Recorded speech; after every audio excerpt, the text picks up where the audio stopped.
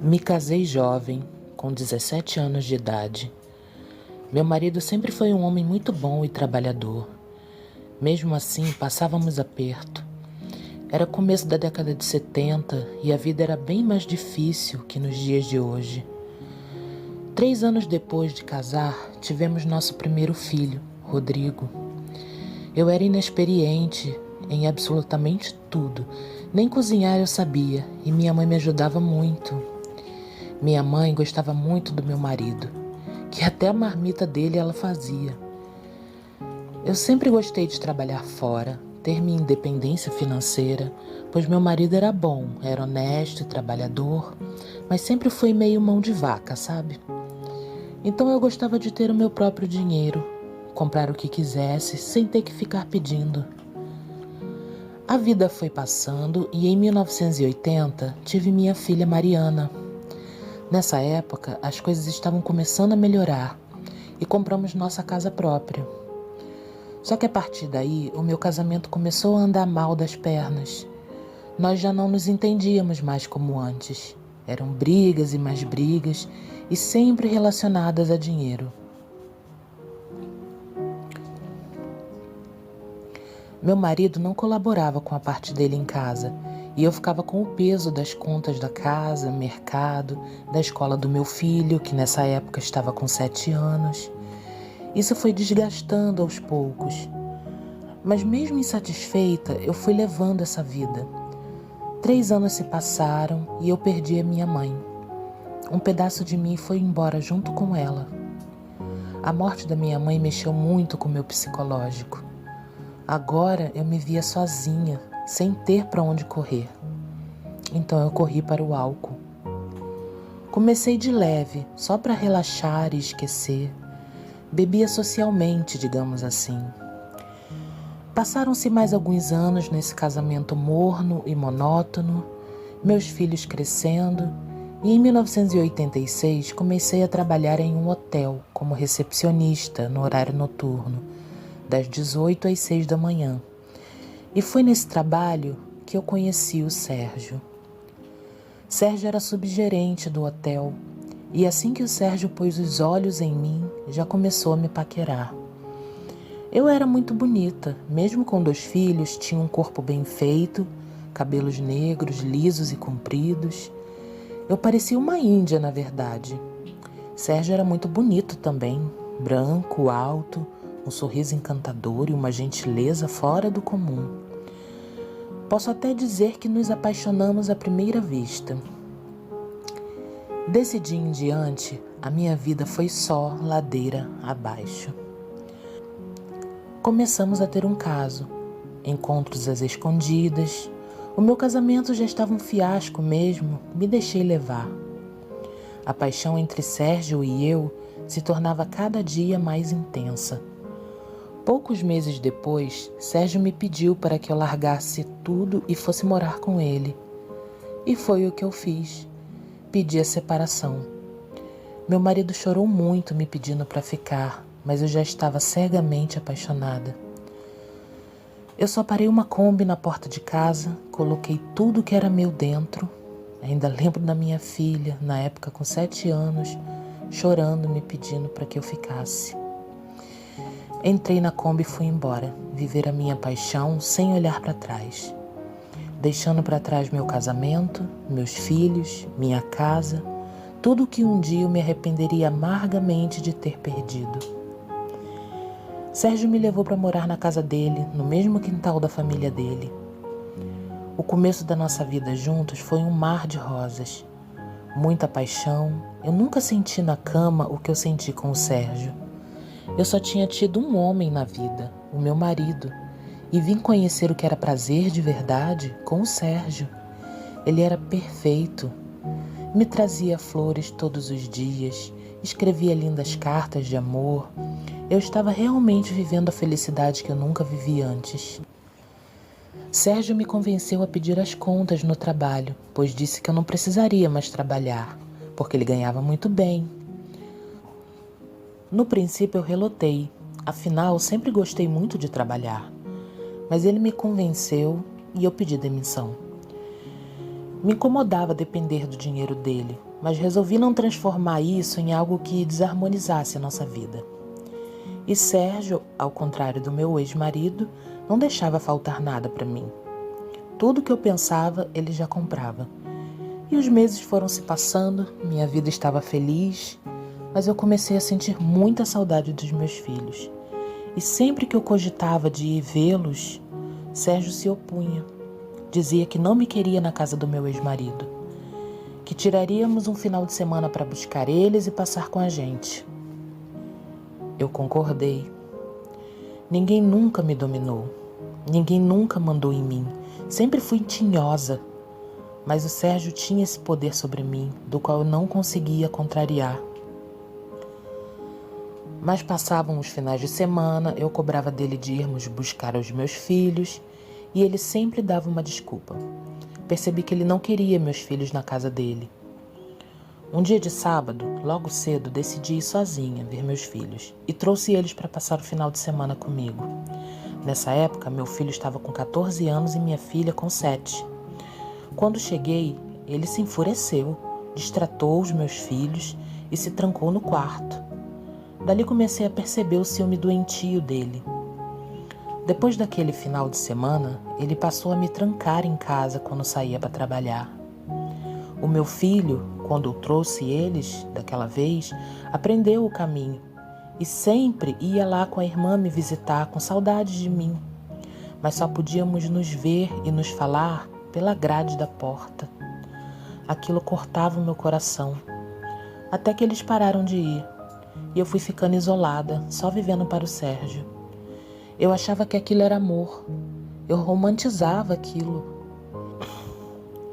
E para passar as horas em que eu passava sozinha e trancada, eu bebia para conseguir dormir. Cada dia um pouco mais. O tempo se passou e um dia o Sérgio veio com a ideia de que quem tinha que sair da casa era o meu ex-marido e não eu. Que eu deveria exigir que ele saísse da casa e eu fosse morar lá, então eu poderia ficar com os meus filhos.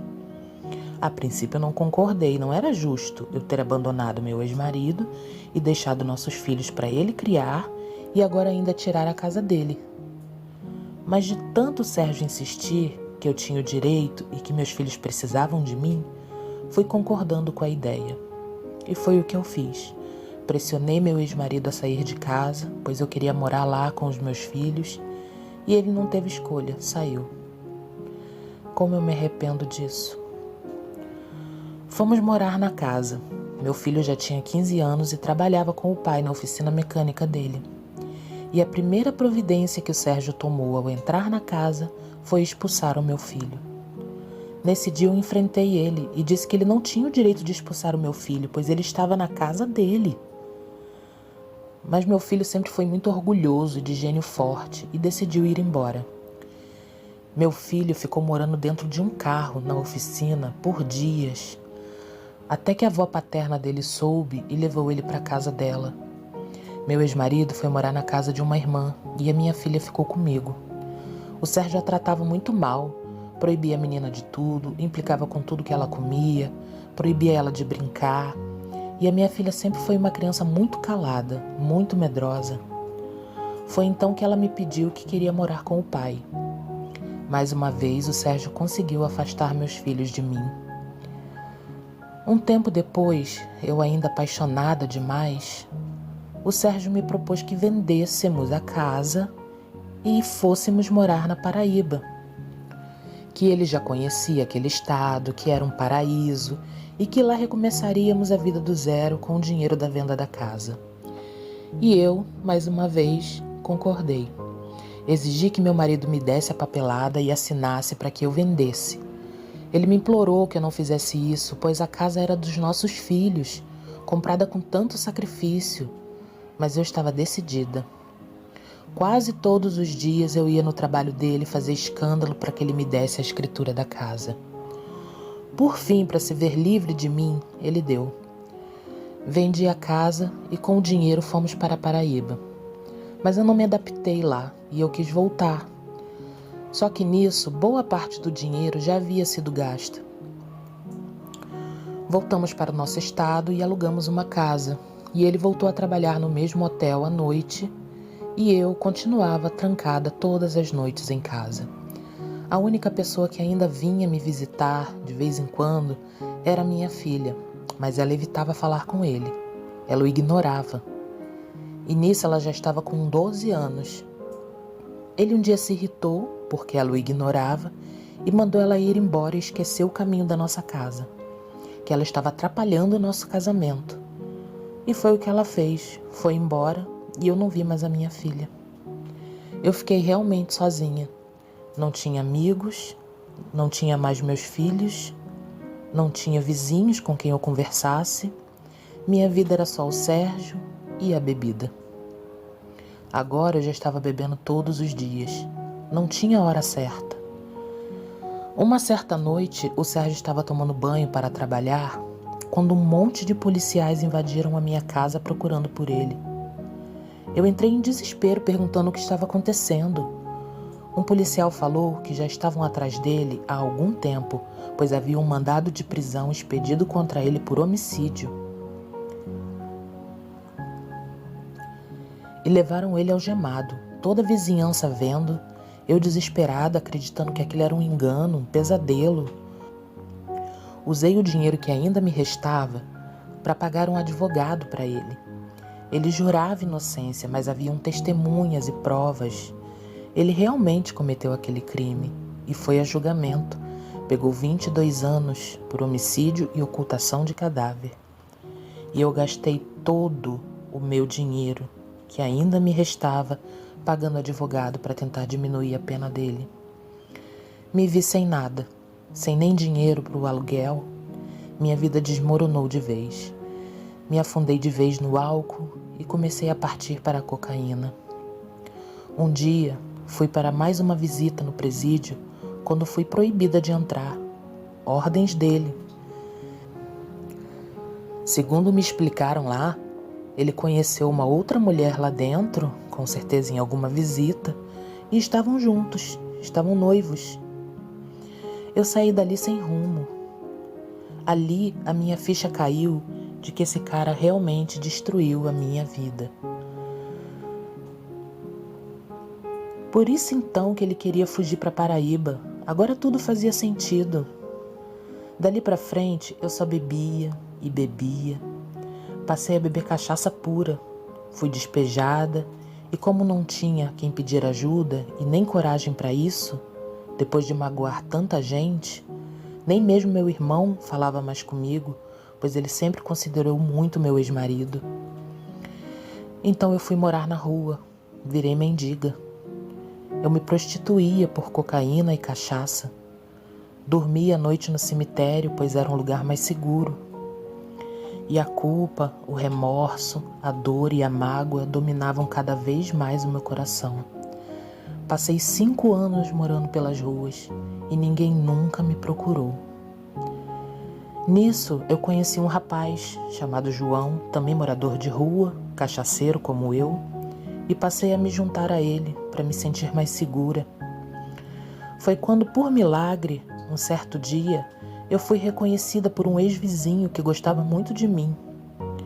Ele tinha uma rádio, dessas rádios de comunidade, e nos abrigou no quartinho dos fundos dessa rádio.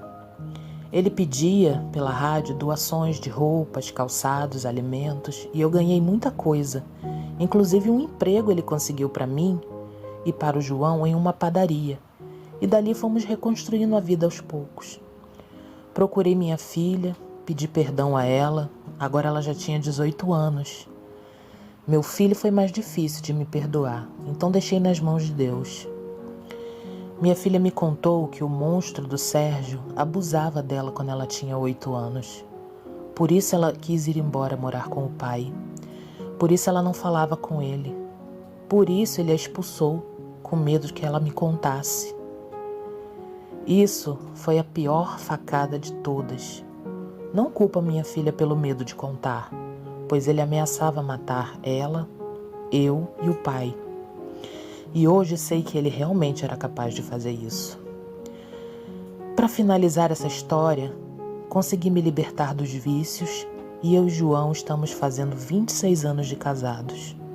Nunca mais soube notícias do Sérgio e, sinceramente, se morreu, já se foi tarde. Fim. Um beijo e até o próximo vídeo.